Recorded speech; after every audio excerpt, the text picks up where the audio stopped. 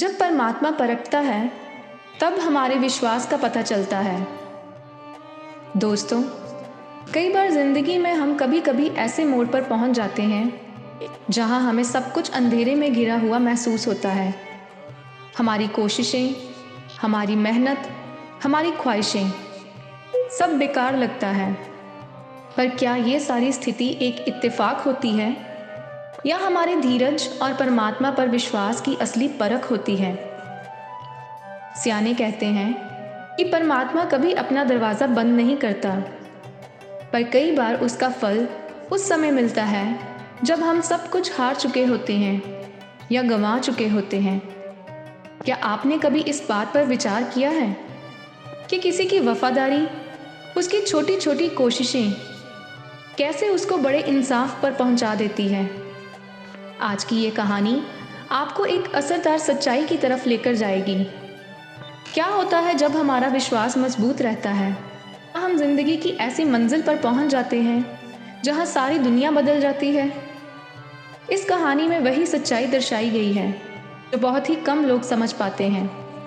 यह एक गरीब मुसलमान मोची की कहानी है जो एक पेड़ के नीचे अपना काम करता था। फटे पुराने बैग सिलता और पुराने जूतों की मुरम्मत करता। शाम तक कहीं मुश्किल से उसकी कमाई होती जिससे वह मुश्किल से अपना और अपने परिवार का पेट भरता था। मोची गरीब तो जरूर था, पर दिल का बड़ा अच्छा और अमीर था। वह सुबह एक रोटी अपने साथ ले आता और दोपहर में वही रोटी पानी में डुबोकर परमात्मा का शुक्र करता। उसी रोटी के एक टुकड़े को छोटा छोटा काट कर वह चिड़ियों को डाल देता। चिड़ियां भी रोजाना आती और रोटी खाकर उड़ जाती। मोची भी खाना खाने के बाद कुछ वक्त आराम करता और उठने पर नमाज अदा करके फिर से काम पर लग जाता। एक दिन एक मुसाफिर अपने किसी जूते की मुरम्मत करवाने मोची के पास आया। वह किसी नेक आदमी की तरह लग रहा था। उसने सफ़ेद कपड़े पहने थे, सिर पर सफ़ेद टोपी और हाथ में माला भी पकड़ी हुई थी। उस वक्त मोची खाना खा के चिड़ियों को रोटी का टुकड़ा डाल रहा था। मुसाफिर ने देखा कि रूखी सूखी रोटी में से भी मोची ने चिड़ियों के लिए टुकड़ा निकाला है और फिर हाथ जोड़कर परमात्मा का शुक्र भी किया है। मुसाफिर ने पूछा, मियाँ, आप रूखी रोटी खाकर भी परमात्मा का शुक्र कर रहे हो, लेकिन इस दुनिया में ऐसे बहुत सारे लोग हैं जो इतना अच्छा खाना खा के भी परमात्मा का शुक्र नहीं करते। मोची ने कहा, मैं किसी से कम नहीं हूँ। अल्लाह ने मुझे सबसे बड़ी दौलत सेहत बख्शी है।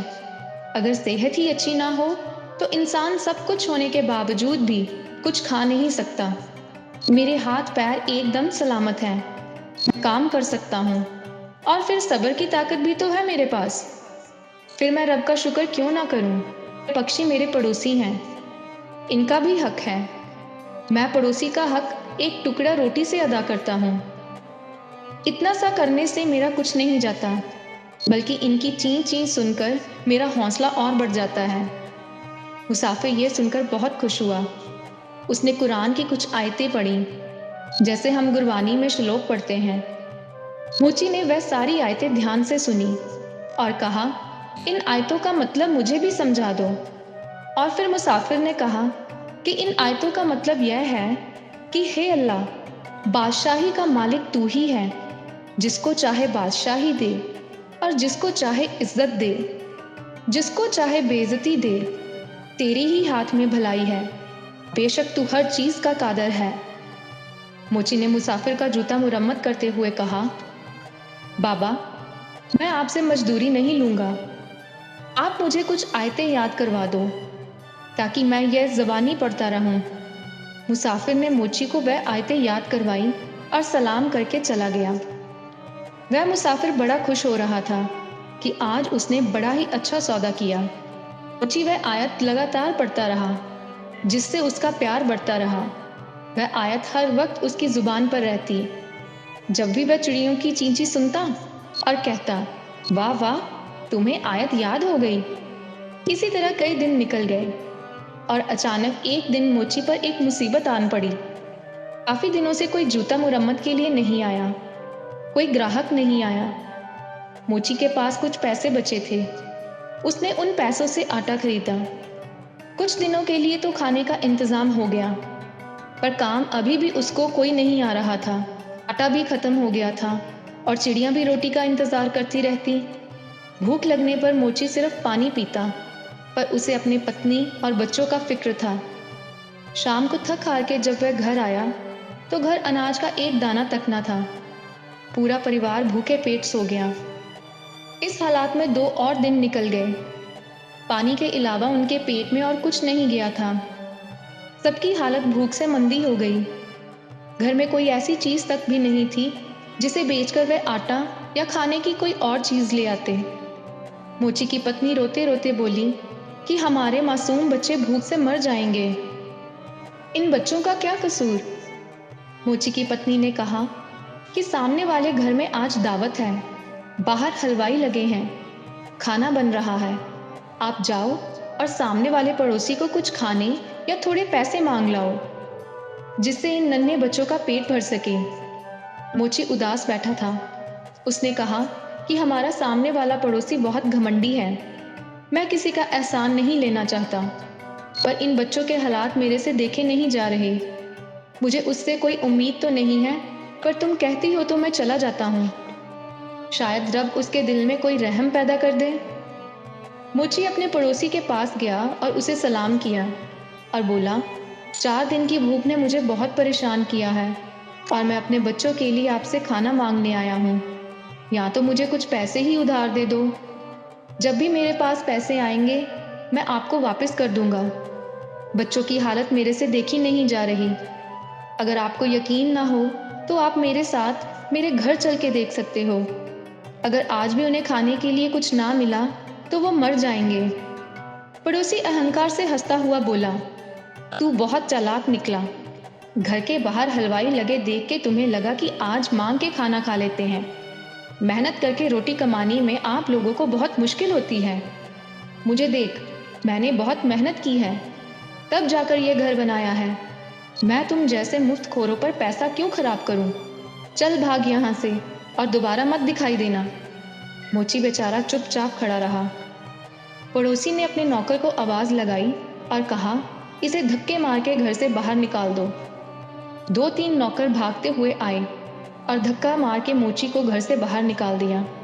बेचारा मोची, जिसमें हुनर तो था पर ताकत नहीं थी, धक्का लगने पर ज़मीन पर गिर पड़ा। ज़मीन पर पड़े पत्थर से उसका सिर टकराया और लहूलुहान हो गया। बेचारा मुश्किल से अपने आप को संभालता उठा, अपने माथे पर हाथ रखा और मस्जिद की ओर चल पड़ा। इस हालत में घर जाने की हिम्मत उसमें नहीं थी, क्योंकि बच्चे खाने की आस में बैठे थे और अपने बाप का इंतज़ार कर रहे थे। मस्जिद में जाकर मोची ने सबसे पहले अपने कपड़े झाड़े, ज़ख्म साफ किए और नमाज पढ़ने लगा। नमाज पढ़ने के बाद वह अल्लाह के सामने रो रो कर अपने गुनाहों की माफ़ी मांगने लगा। रोते रोते वह कहने लगा, हे अल्लाह, बादशाही का मालिक तू ही है। तू जिसको चाहे इज़्ज़त बख्शता है, तू जिसको चाहे ज़िल्लत देता है, तू हर चीज़ के कादिर है। जी रोता रोता यही बात बार बार बोल रहा था। इतने में मस्जिद में एक आदमी आया। उसने मोची की ज़ुबान से ये लफ्ज़ सुने और उसके दिल पर बहुत गहरा असर हुआ। वह भी वहाँ नमाज पढ़ने लगा। नमाज पढ़ के उसने मोची को सलाम किया और कहा, मैं एक व्यापारी हूँ, इस शहर में अपना सामान लेके आया हूँ, पर जब मैं आया तो मेरे साथी की मौत हो गई। अब मुझे एक नया मुलाजिम चाहिए। तुम भी अल्लाह के घर में खड़े हो और मैं भी। अगर तुम मेरे साथ काम करोगे तो मैं तुम्हें तुम्हारा पूरा हक दूंगा, पर तुम वादा करो कि पूरी ईमानदारी से काम करोगे। मोची ने रब का शुक्राना किया, क्योंकि रब ने उसकी दुआ सुन ली थी। फिर उस आदमी ने मोची को कुछ रकम दी और मोची ने उन पैसों से कुछ खाना खरीदा और घर ले गया। सबने मिलके खाना खाया। मोची ने व्यापारी के साथ काम करना शुरू कर दिया। थोड़े ही समय में उसके पास बहुत सारे पैसे हो गए।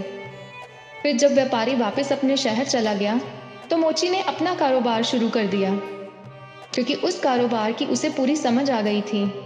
अल्लाह ने उसके कारोबार में बहुत बरकत कर दी और वह मोची कुछ ही समय में शहर का सबसे अमीर आदमी बन गया। उसने एक बहुत सुंदर घर बनाया, जिस कुरान की आयत वह हर वक्त पढ़ता उसको एक पत्थर पर लिखवा के अपने घर के मुख्य दरवाजे पर लगवा दी। अब उसके घर में कई नौकर काम करते थे। रसोई में बहुत सारा खाना पकता था।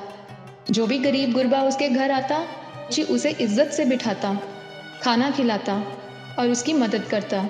जिन चिड़ियों को वो रोटी का टुकड़ा खिलाया करता था, उनको वो आज भी नहीं भूला था। वह हर रोज उनको रोटी चूर कर डालता। एक बार सर्दी का मौसम था। एक बूढ़ा आदमी ठंड से कांपता हुआ बाहर उसके दरवाजे पर आया। मोची का नौकर उसको अंदर ले आया, उसको नए कपड़े दिए और रसोई में जाके गरम गरम खाना खिलाया। उस आदमी की ऐसी हालत देखकर वह नौकर रोने लगा। इत्तेफाक के साथ मोची जाग रहा था। उसने नौकर को रोते देख के पूछा, क्या हुआ, तुम रो क्यों रहे हो? नौकर ने कहा, हुजूर, जो कुरान की आयत आपके दरवाजे पर लिखी है, उसका मतलब आज मुझे समझ आया।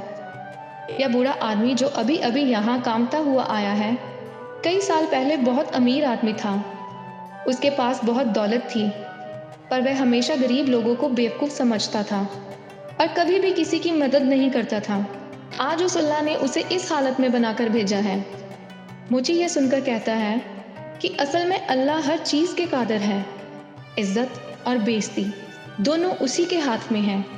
जब मोची दूसरे कमरे में गया और उसने देखा कि यह तो वही उसका पुराना अहंकारी पड़ोसी बैठा है, जिसने कई साल पहले उसे धक्के देकर घर से बाहर निकाला था। मोची ने उसको सलाम किया और कहा, मैं वही गरीब मोची हूँ जो कई साल पहले तुम्हारा पड़ोसी था। कई दिनों की भूख ने मुझे बहुत मजबूर कर दिया था और मैं तुम्हारे दर पर मदद मांगने के लिए आया था, पर उस वक्त तुमने धक्के देकर मुझे घर से बाहर निकाल दिया था। उस दिन मेरे माथे पर जो चोट लगी थी, उसका निशान आज भी है। पड़ोसी ने मोची को पहचान लिया और रोने लगा।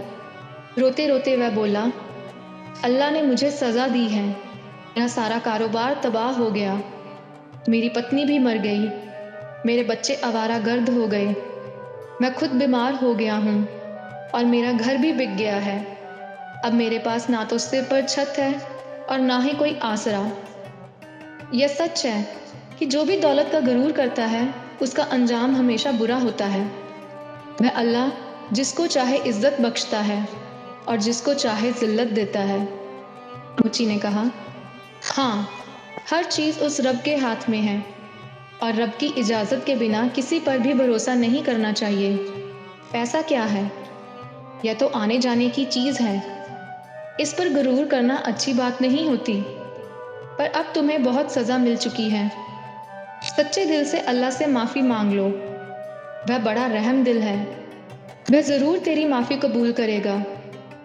मैं तुम्हें कुछ पैसे दे रहा हूँ, इससे तुम दोबारा काम शुरू कर लो। अल्लाह तुम्हारी मदद ज़रूर करेगा, क्योंकि बेशक अल्लाह हर चीज़ के कादिर है। सो दोस्तों, यह कहानी हमें सिखाती है कि असली दौलत सिर्फ पैसा नहीं, बल्कि हमारे संस्कार, दरियादिली और विश्वास है। मोची ने अपनी सादगी के साथ जो दिली तसल्ली पाई, वह किसी आसान मेहनत से नहीं मिलती। जब हम सब्र के साथ कोई मेहनत करते हैं, तो अल्लाह उस चीज़ का फल ज़रूर देता है। दौलत, इज़्ज़त और बेइज्जती सिर्फ उसके हाथ में ही है, जिसके ऊपर कभी भी गुरूर नहीं करना चाहिए। ये कहानी हमें बताती है कि जो लोग अपने अहंकार में अपनी ज़िंदगी बिताते हैं, अंत में हमेशा शर्मिंदगी का सामना करते हैं, और दूसरी तरफ जो इंसान नम्रता के साथ ज़िंदगी गुजारते हैं, उनको अल्लाह अमीरी और इज़्ज़त के साथ नवाजता है।